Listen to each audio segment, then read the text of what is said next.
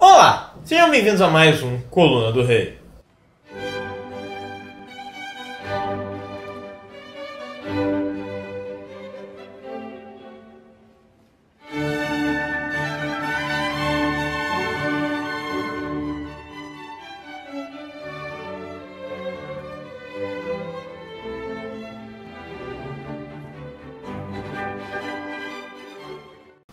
Olá, monarquistas!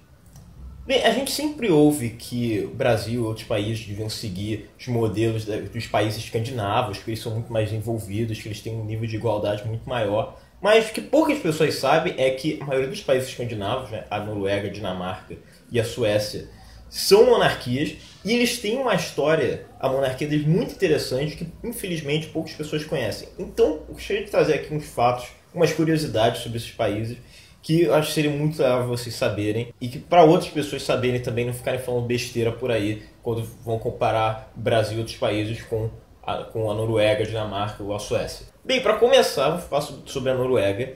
A Noruega ficou independente de fato em 1905, depois de séculos fazer parte ou da Suécia ou da Dinamarca. A Noruega nunca tinha sido realmente um estado independente, sempre ficou fazendo parte de um ou de outro.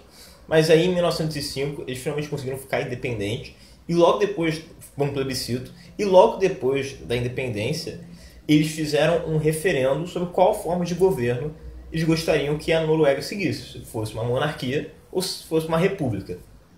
E os noruegueses optaram majoritariamente, quase 80%, pela monarquia. Ou seja, a Noruega nasceu na sua independência com um referendo quando o povo escolheu que o seu país fosse uma monarquia. O povo escolheu que a sua nação fosse regida por uma monarquia e não de uma forma republicana.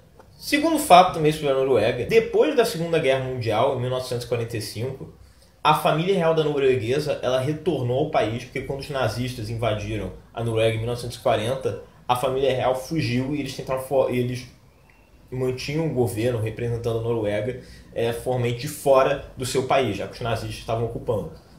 E quando eles retornaram, o povo se sentiu muito grato por eles estarem representando a Noruega fora e mostrando ainda a identidade norueguesa. Eles fizeram uma campanha nacional para conseguir arrecadar fundos para a compra de um iate para a família real deles. Então, esse é o quanto os noruegueses amavam a sua monarquia. Mesmo hoje em dia, eles sendo um país tão igualitário e as pessoas, muita gente falando, é um país socialista, não é mentira.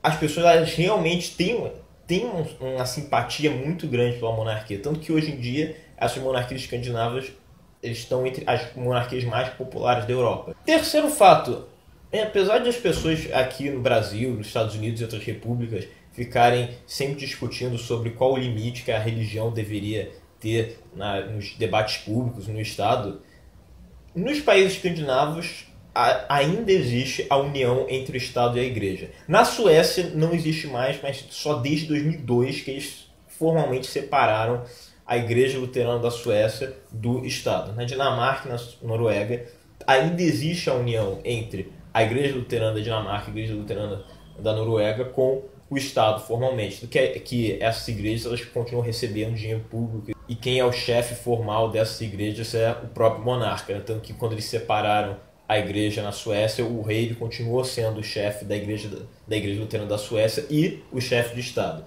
Mas na Inglaterra também é assim, a igreja também é unida com o Estado, na Holanda também. Então, mas esses países continuam, mesmo tendo união entre Estado e igreja, eles têm um nível de secularização absurdo, muito grande, também das populações mais ateias do mundo.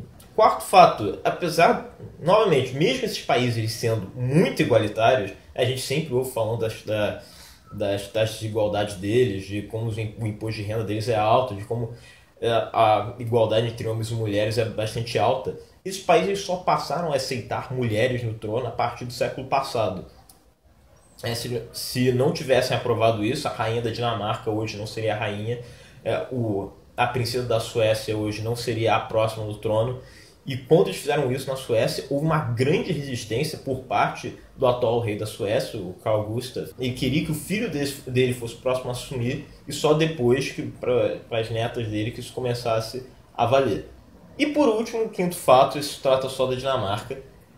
Quando os nazistas ocuparam a Dinamarca de 1940 até 1945, o rei da Dinamarca, Christian X, ele continuou na Dinamarca e ele saía todo dia pelas ruas de Copenhague cavalgando pelo seu cavalo. Conta-se uma história de que uma vez um oficial nazista perguntou para um cidadão dinamarquês por que o rei ele sempre sai desacompanhado dos seus seguranças quando ele vai cavalgar pela cidade. E aí um cidadão dinamarquês respondeu para o oficial nazista: toda a Dinamarca são os seguranças do rei.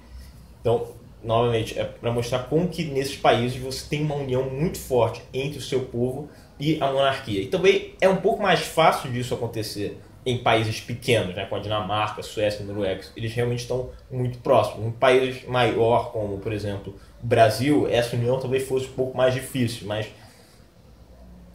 mesmo assim, a unidade dessas nações com a sua monarquia, como a monarquia está ligada à história desse país, é uma coisa muito bonita, uma coisa muito forte. Pois bem, pessoal, esse foi mais um Coluna do Rei. Eu espero que vocês tenham gostado desses 5 fatos sobre as monarquias escandinavas. Se vocês tiverem, por favor, dê o seu feedback aí, dê um gostei, compartilhem esse vídeo para que atinja o maior número de pessoas possíveis. Faça qualquer pergunta que eu tentarei responder no próximo vídeo. Se inscrevam no canal se não forem inscritos, curtam a página do Coluna do Rei lá no Facebook. Então, é isso. Muito obrigado e até semana que vem.